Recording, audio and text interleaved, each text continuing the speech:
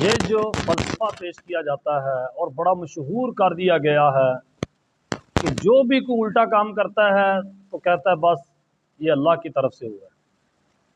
جو بھی انسان کوئی بدکاری کا کام کر لیتا ہے تو اس کے والدین اس کے بہن بھائی کہہ دیتے ہیں بس جی جو اللہ نے چاہا ہو گیا۔ اگر کوئی انسان خودکشی کر لیتا ہے تو لوگ کہتے ہیں بس جی جو اللہ نے چاہا وہ ہو گیا۔ کیا یہ بات ٹھیک ہے؟ یہ سارے کام اللہ کے چاہنے پہ ہوتے ہیں؟ اس کی حقیقت کیا ہے؟ اگر کوئی چوری کرتا ہے، ڈکیتی کرتا ہے، راہزنی کرتا ہے، اللہ تو منع فرماتا ہے ان کاموں سے، تو پھر یہ اللہ کے کہنے پہ کیسے ہو گئے؟ دیکھیں اس کی حقیقت کیا ہے۔ یہ لفظ کون بولتا ہے؟ ایسے بول کون بولتا ہے؟ اس پہ توجہ دیں۔ سب سے پہلی بات صرف اتنی سی بات ہے کہ اللہ تعالیٰ نے اس دنیا میں انسان کو دو اختیار دیے ہیں، فَأَلْهَمَهَا فُجُورَهَا وَتَقْوَاهَا، نیکی کرنے کا اختیار اور بدکاری کرنے کا اختیار، گناہ کرنے کا اختیار، یہ اللہ نے اختیار انسان کو دے دی ہے۔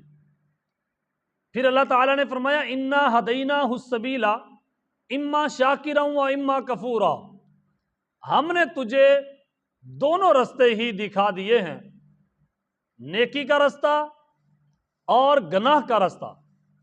اب تیرا دل کرے تو چاہے تو اللہ کا شکر گزار بندہ بن، شکر گزاری والا رستہ اختیار کر، چاہے تو ناشکری والا کفر والا رستہ اختیار کر۔ یعنی یہ انسان کو اختیار دیا گیا ہے ان چیزوں کا، نیکی کا اور برائی کا، یہ اللہ تعالیٰ نے اختیار دے دیا ہے۔ اب جو موت ہے اٹل فیصلہ اللہ تعالیٰ کی طرف سے، انسان کی غلطی کے بغیر، انسان کے غلط رستے پہ چلنے کے بغیر انسان کو موت آئی تو وہ ہے اللہ کے قانون کے مطابق موت آ گئی۔ یہ اللہ تعالیٰ کے ہاتھ میں ہے کہ موت انسان کا اللہ تعالیٰ نے مقدر میں لکھ دی، موت انسان کو آنی آنی، لیکن اللہ تعالیٰ نے حرام موت مرنے سے منع فرمایا۔ یعنی اگر کوئی انسان اپنا گلا کاٹ لے، اپنے آپ کو گولی مار لے، اللہ تعالیٰ نے خودکشی سے منع فرمایا۔ اگر اللہ تعالیٰ نے کسی چیز سے منع کر دیا ہے تو تو جان بوجھ کے وہ کام کرے گا، یہ تو اللہ کی نافرمانی کر رہا ہے۔ اللہ تعالیٰ نے تجھے اختیار دیا ہے، اگر اللہ چاہے تجھ سے اختیار چھین سکتا ہے۔ مثلا اللہ تعالیٰ چاہے تو تجھے بت بنا سکتا ہے، اللہ چاہے تجھے ایک پتھر بنا دے، اللہ چاہے تجھے ایک لکڑی بنا دے، اللہ چاہے تجھے زندہ زمین کے اندر گاڑ دے۔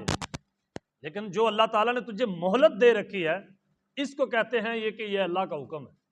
لیکن جو اللہ نے تجھے اختیار دیا ہوا ہے اس میں تو اللہ تعالیٰ کی نافرمانی کر رہا ہے۔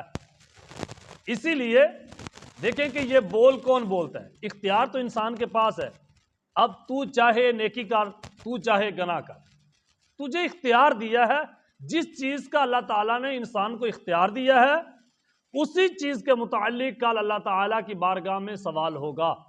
تجھے میں نے یہ اختیار دیا تھا، تو نے میرا اختیار دیا ہوا کیسے استعمال کیا؟ تو میری بندگی کرتا رہا یا تو میری نافرمانی کرتا رہا؟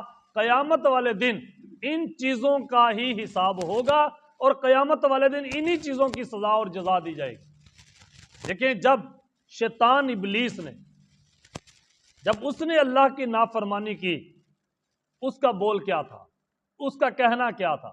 یہ فلسفہ کہاں سے ایجاد ہوا کہ گناہ بھی بندہ کرے تو کہے کہ یہ اللہ کی طرف سے ہے؟ کیا خود نے ہے، اللہ نے تو تجھے اختیار دے دیا ہے، تجھے اختیار اللہ نے دیا ہے۔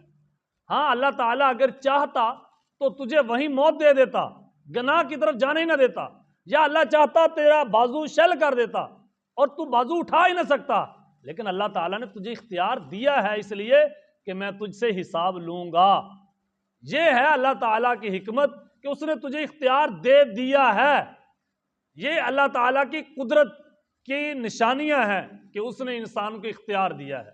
اگر اللہ چاہے تو سب کچھ ہو سکتا ہے، لیکن اس کی چاہت ہی یہ ہے کہ بندہ اپنی مرضی سے میری بندگی کرے یا اپنی مرضی سے نافرمانی کرے، تاکہ وہ جزا اور سزا کا مرتکب خود ہو، وہ جزا اور سزا کو پسند خود کرے۔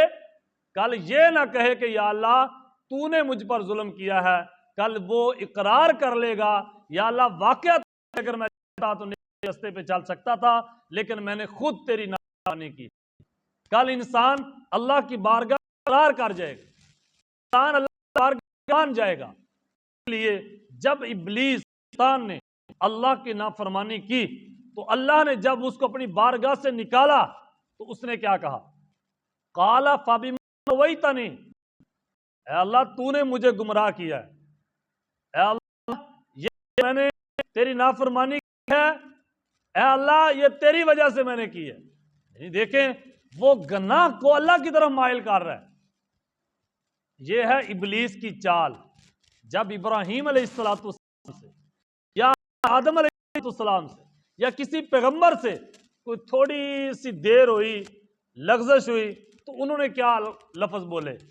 اب ایک طرف تو ابلیس کا لفظ رکھیے، انہوں نے کہا قال فما اغویتنی، ابلیس نے کہا اللہ تو نے گمراہ کیا۔ ادھر آدم علیہ السلام نے کہا ربنا ظلمنا انفسنا وان لم تغفر لنا، اللہ جو میں نے نافرمانی کی یہ میرے نفس کی خواہش تھی، اے اللہ یہ میں نے ہی اپنے اوپر ظلم کیا، یا اللہ یہ میری طرف سے غلطی ہوئی ہے، تو مجھے معاف کر دے، یہ میری طرف سے ہوئی ہے۔ تو جیسے یونس علیہ السلام جب نکلے اللہ کے حکم کا انکار کے بغیر چلے گئے، جب قرآن میں اللہ تعالیٰ فرماتا ہے کہ انہوں نے صبر نہیں کیا، اس بات پہ صبر کرنا تھا رک جاتے، جب وہ چلے گئے تو جب اللہ تعالیٰ نے ان کو پڑھا تو ان کے الفاظ کیا تھے؟ اللہ کے نیک بندوں کے، اللہ سے ڈرنے والوں کے الفاظ کیا ہے؟ لا الہ الا انت سبحانک انی کنت من الظالمین، اے اللہ میں نے اپنے اوپر ظلم کیا ہے، میں ظالموں میں ہوا ہوں، اے اللہ کیا ہے یہ جو گناہ کیا ہے یا میرے سے غلطی ہوئی ہے یا اللہ یہ میری طرف سے ہوئی ہے۔